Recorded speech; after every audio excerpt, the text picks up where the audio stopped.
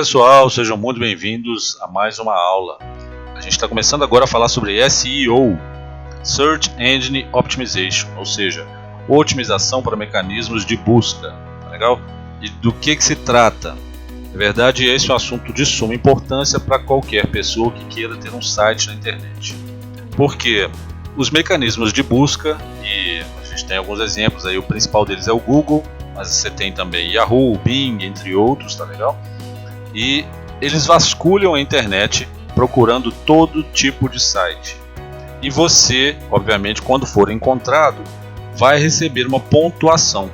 Essa pontuação determina qual a posição que você ocupa quando alguém pesquisa por aquilo que você oferece. Tá legal? Então, se você vende roupas, por exemplo, e alguém pesquisa por algo que você vende, você organicamente vai aparecer numa posição que é relativa à pontuação que você recebeu através das medidas de SEO que você já tomou. Legal? Então, isso para acessos orgânicos, tá bom, pessoal? Porque através de anúncios você tem como aparecer na primeira página. Então, vamos supor que você está fazendo uma pesquisa no Google sobre qualquer assunto. Você vê lá no final da página, você tem como fazer ir rolando a paginação, né? Passar para a página 2 de resultados, a página 3 de resultados e por aí vai. Então, inicialmente, qualquer site criado vai estar lá no final, se é que ele vai aparecer no Google, ou no Yahoo, ou no Bing, tá legal?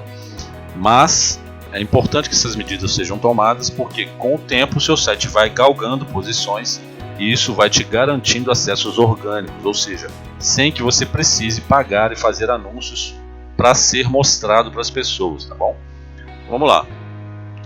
Quais são esses tipos de otimização? A gente tem o SEO interno e o SEO externo. Pois bem, o SEO interno são todas as medidas que a gente toma dentro do nosso site, tá legal? E o SEO externo são medidas que não têm relação, aliás, são relacionadas ao site, mas não são feitas diretamente com o site. São formas de se levar tráfego para o seu site sem que você mexa com o seu site, tá legal? A gente vai abordar cada uma delas aqui agora. É o seguinte, para o SEO interno, nós temos algumas medidas importantes e a principal delas é a tag title. É uma tag HTML, pessoal. E lá na nossa aula de HTML e CSS, lá no nosso módulo em que abordamos esse assunto, nós mostramos essa tag lá, tá legal? E ela é de suma importância, porque através dela os algoritmos do Google, por exemplo, vão saber de que se trata o assunto abordado naquela página. Da mesma forma, a meta description, que na verdade também é uma tag HTML chamada de meta tag, que nesse caso é a meta description, e ela basicamente é uma descrição sobre o seu conteúdo. Não precisa ser repetir um texto repetido da sua página, mas pode ser sem nenhum problema, tá bom? Para vocês terem uma ideia, por exemplo, numa pesquisa do Google, se a pessoa pesquisar por Ebanny, ela vai achar esse resultado, onde aqui a gente tem a URL, né, o nosso domínio, e aqui a nossa tag title, tá bom? Esse é o título que vai ser mostrado nos mecanismos de busca quando você for encontrado. E aqui nós temos a nossa description, a nossa meta tag description, tá bom? Onde ela vai conter uma prévia descrição sobre a sua página. Essas duas medidas aqui, pessoal, elas são feitas para cada página do seu site, tá bom? Então você precisa se ater a isso quando estiver fazendo um post, por exemplo, ou criando um produto, por exemplo, você precisa se ater a essas questões aqui, tá bom? Tanto o título quanto a meta description. A gente viu lá no nosso site WordPress que isso não é um problema. Na verdade, a gente vai ver a aplicação do SEO interno em sites WordPress na nossa próxima aula, mas a tag title, por exemplo, ela é automaticamente colocada quando você dá o título à página que você cria, ou o título ao post que você cria, ou o título ao produto que você cria. Tá legal? Uma outra aplicação aqui, só para vocês verem, se vocês abrirem o site da Ebanny, aqui a gente tem também o nosso title, nosso título, nossa tag title também aparece aqui. Então o ideal é que a primeira palavra, a palavra mais importante da sua página, e não especificamente do seu site, tem que aparecer mais à esquerda possível, tá legal? E em seguida você vai colocando outras palavras. Essa tag title ela pode ter até 63 caracteres, enquanto a meta description pode ter até 160 caracteres. Eu recomendo 155 caracteres por conta de, enfim, algumas questões relativas à codificação de sua página, que obviamente não é um assunto abordado aqui nesse curso, porque é um assunto muito avançado, mas algumas codificações modificam, por exemplo, a acentuação para mais de um caractere. Então, coloque aí cerca de 150 caracteres que você não vai ter problemas. Vocês podem ver aqui, ó, que nós colocamos mais de 160 caracteres. No final, a nossa description ficou com mais de 160 caracteres. E aí o Google não mostra todo o texto. Isso não penaliza o seu site, tá bom, pessoal? Mas o Google não mostra todo o texto e adiciona uma reticências aqui, afirmando que existem mais informações, tá bom? Pois bem, continuando. Nossas heads, as nossas tags HTML relacionadas aos títulos da nossa página. Elas vão de H1 até H6, né? Nós já vimos isso também. O que acontece? O ideal é que cada página que você faça, inclusive os seus posts, tenham a tag H1 como título da página, tá bom? E o título da página em H1, caso você queira mostrar esse título, né? Porque ele é diferente da tag title, tá bom, pessoal? Mas vamos supor que você tem um post do seu blog que fale exatamente sobre o que a gente está falando aqui, SEO interno. Então você põe tag title SEO interno e pode também colocar uma H1 logo no início da página com esses dizeres, tá bom? Mas não é obrigatório. A questão é a seguinte: é importante que você faça o uso dessas tags aqui como você faria numa espécie de texto que você fosse criar por tópicos, né? Então o H1 seria o título principal da sua página, os H2 seriam os títulos separados de cada seção dentro da sua página, H3 como subtítulos dessas seções, H4, H5, H6, por aí vai também em ordem de hierarquia, tá bom? Vocês não necessariamente precisam usar todos eles. Mas o ideal, pessoal, é que no final, se você pegar todas as heads da sua página, todas as tags H1, de H1 a H6 da sua página, e colocá-las numa ordem, elas apresentem um resumo completo da sua página. Assim, você vai facilitar o trabalho dos indexadores online, como o Google, por exemplo. Ele vai saber muito melhor do que se trata a sua página e vai poder te pontuar melhor também, caso essas informações sejam claras, tá bom? E URLs amigáveis. URLs, como a gente já viu, é aquele endereço que fica lá na barra de endereços nos nossos navegadores. Tanto quando a gente acessa um site pelo computador, quanto por smartphones, por exemplo, tá bom? E o que são URLs amigáveis? São endereços que não mostrem códigos especificamente, mas sim que já tenha o assunto que aquela página aborda dentro da URL. Então, se a gente está falando, mais uma vez, sobre SEO interno num post do nosso blog, esse post, na URL desse post, tem que ter lá SEO interno. E a gente separa, obviamente não põe espaço, né?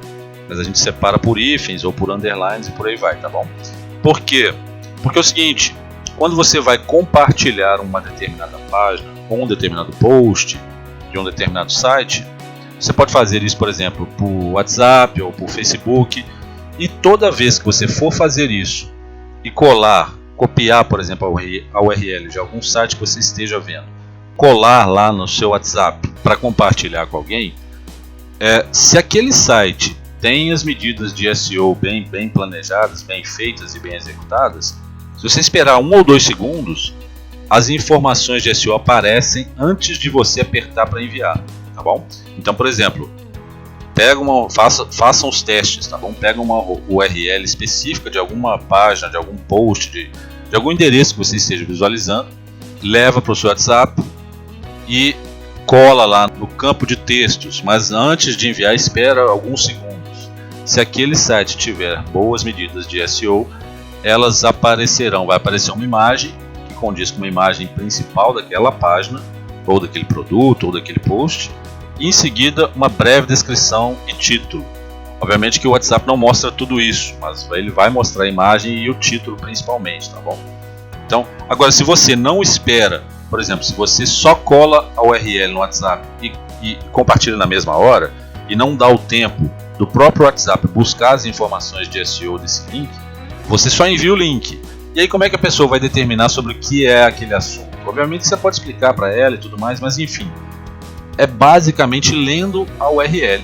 Ela já precisa ter uma ideia sobre do que aquele assunto trata, porque ela, enfim, aí decide se entra ou não entra, tá bom?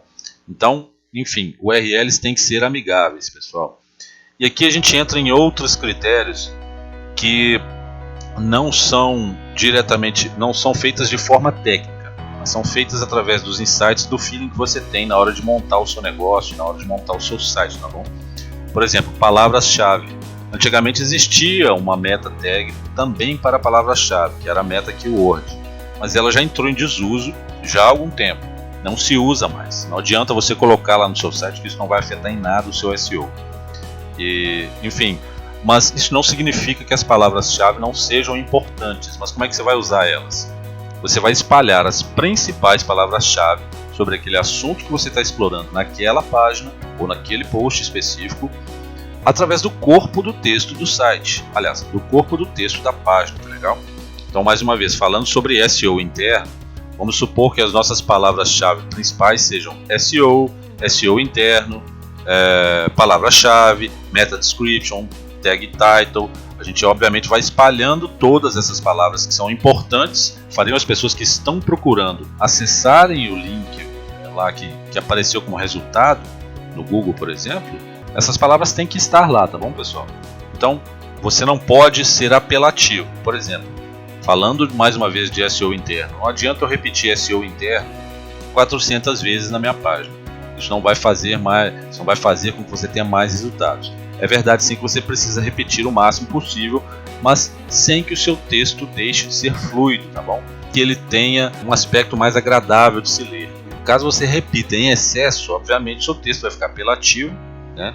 E muitas vezes pode até perder a sintaxe, ou seja, perder o significado, né? Então, tome muito cuidado com isso, mas não se esqueça das palavras-chave. A cada página que você for fazer para o seu site, você precisa se ater às palavras-chave, tá bom? Primeiro, defina quais são as palavras-chave principais daquele assunto, depois vai espalhando elas pelo texto o máximo possível. E obviamente você também pode usar sinônimos e por aí vai, tá bom? Depois, tempo de permanência nas páginas.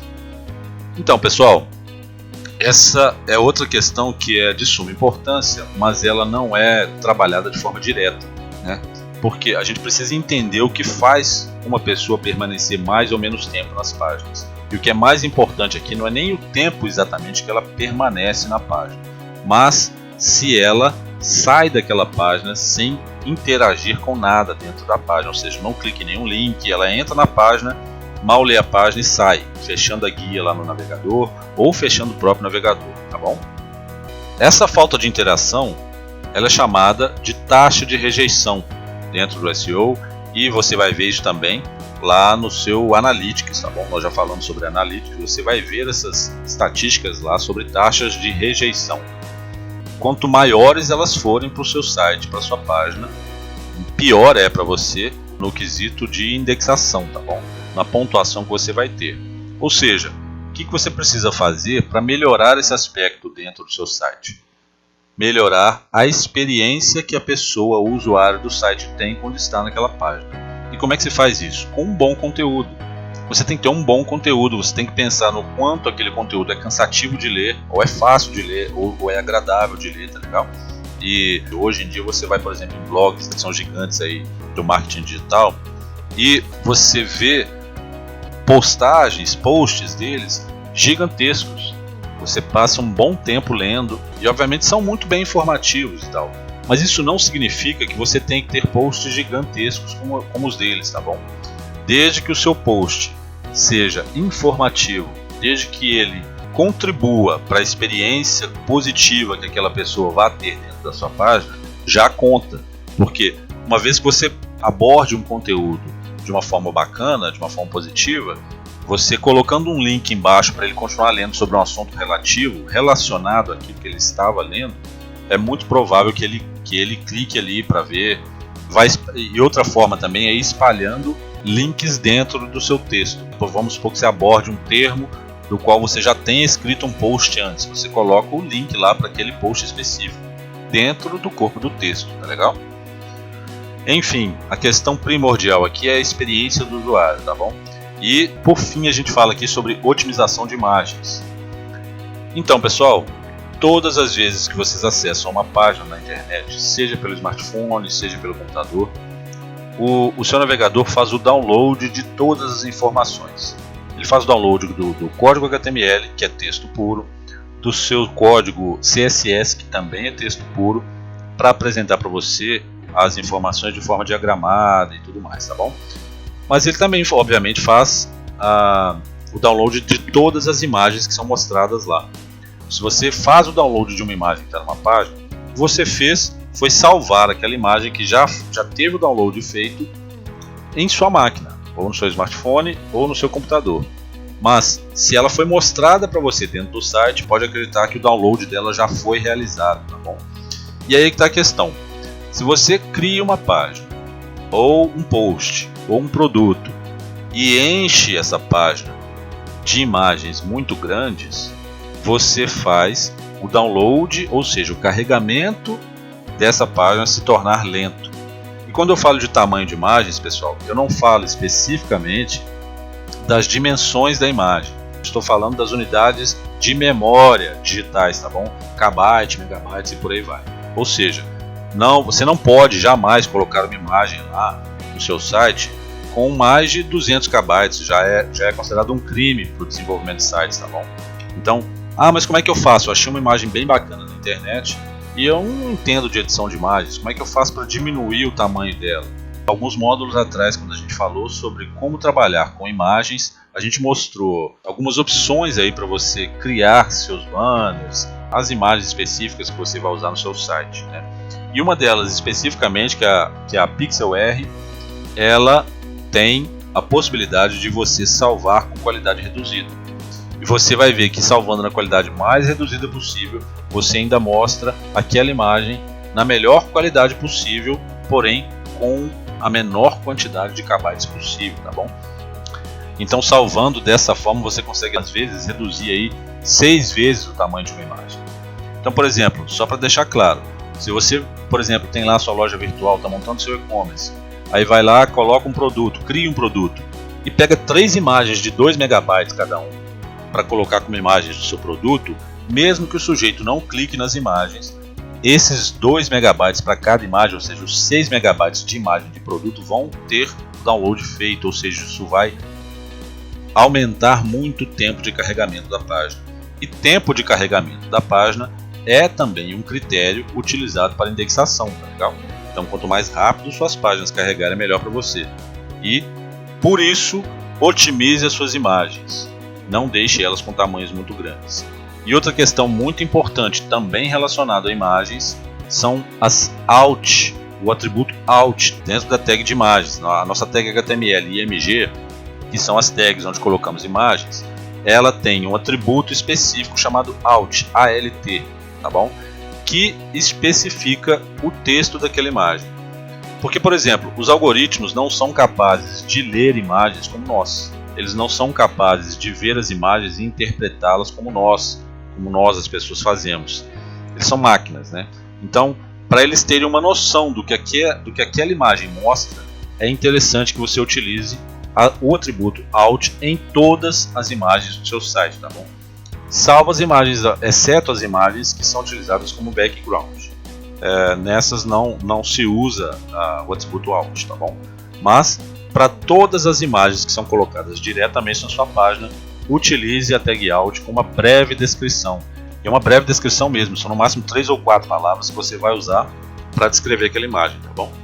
Para que os algoritmos tenham uma noção do que se trata.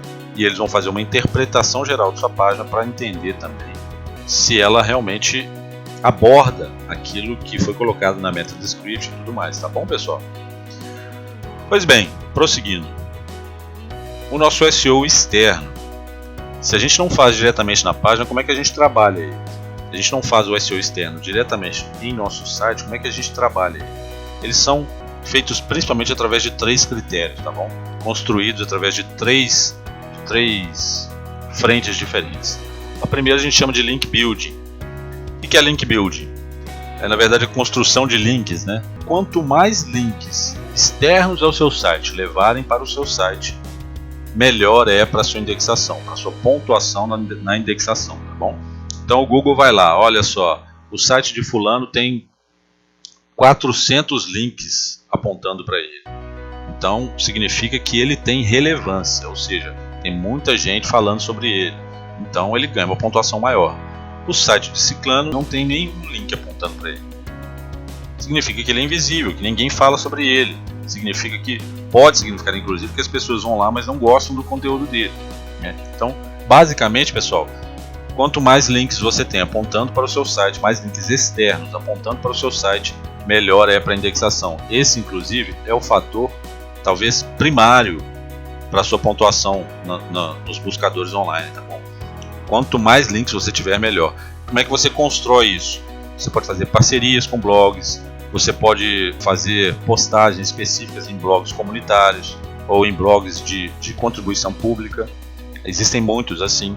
Você tem uma especialidade qualquer, você pode falar sobre aquele assunto num blog que tenha contribuição pública e depois colocar um link para o seu site. Enfim, são formas de ir fazendo isso, tá bom? Você também pode, através de parcerias, pedir para que o seu site seja citado e obviamente você também cita o outro site.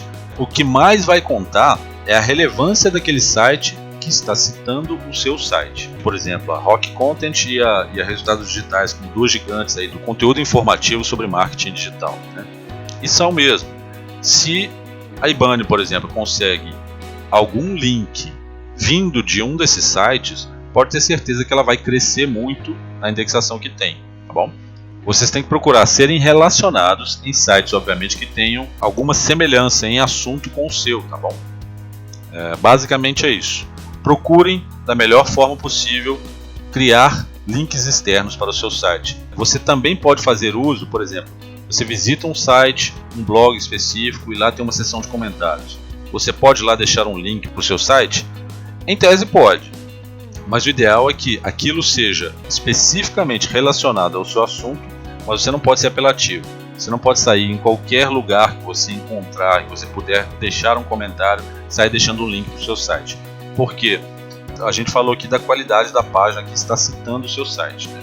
Se você deixa isso num site com baixa qualidade, você pode atrair públicos errados, primeiro, e outra, você pode contar como um spam, e aí não é positivo. Não faça isso de forma exagerada.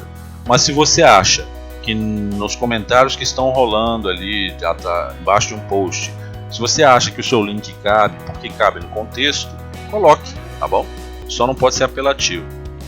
Pois bem, reputação online. Reputação online fala basicamente sobre qual o nível de autoridade que você carrega. Mas isso é muito difícil de ser medido. E é verdade, é muito difícil de ser medido. Mas basicamente, pessoal, isso diz respeito ao quanto as pessoas concordam com você dentro e fora do seu site, tá bom? Ou seja, concordar é um termo, talvez não seja o termo ideal, mas o quanto as pessoas acatam aquilo que você fala, o quanto, por exemplo, os seus conteúdos são compartilhados, vocês estão entendendo? Qual o volume de audiência que você tem dentro e fora do seu site, e por aí vai. Por exemplo, pode ser que você não tenha links de um determinado site que é tido como referência de uma determinada área, mas pode ser que ele cite você também como uma referência, mas não coloque um link para o seu site. Isso por si só agrega e muito para a reputação que você tem online, tá entendendo? Então, isso também é uma coisa que deve ser construída. Todas as formas que você tiver de participar, tanto de eventos online quanto offline, que tiverem algum tipo de citação online, vão ser úteis para você. Se o seu nome ou o nome do seu site é citado em outros sites como referência, isso conta como reputação online para você, tá legal? E por último, as mídias sociais, ou seja, o quanto o seu assunto, o quanto a sua página, o seu site é badalado, vamos dizer assim, o quanto cada pessoa que entra lá, qual a porcentagem das pessoas que entram no seu site que compartilham e saem dali espalhando a notícia que você colocou lá, entendeu? Então, isso é de suma importância. E como trabalhar essa parte? Mais uma vez, não pode ser apelativo. Não faça como muitos sites aí que inclusive têm sido penalizados pelos buscadores online a gente vê muito isso em sites apelativos assim, em blogs que só querem audiência a todo custo. Por exemplo, coloca a foto de um ator famoso e fala, veja como ele está agora. E aí você tem que entrar no link para saber o que é que está acontecendo. Não, você não tem que passar todas as informações nas suas postagens, nas redes sociais e tudo mais que levam para o seu site, tá bom? Mas elas têm sim que ser o mais informativas possível, sem, contudo, passar segredo talvez por trás, né? Apresente o assunto no título e na meta description e obviamente também, se possível, na imagem daquela página específica. E se o assunto for bom e for relevante para o momento, para o contexto em que ele foi compartilhado e tudo mais, pode ter certeza que as pessoas vão lá. Não tente ser apelativo, porque isso vai te penalizar ao invés de te ajudar. Tá bom? Então, pessoal, basicamente é isso. Nós fizemos uma breve introdução aqui ao SEO. E na próxima aula a gente vai ver como aplicar o SEO interno nos nossos sites em WordPress. Tá legal? Espero que vocês tenham gostado. Agradeço pela atenção de vocês e até a próxima.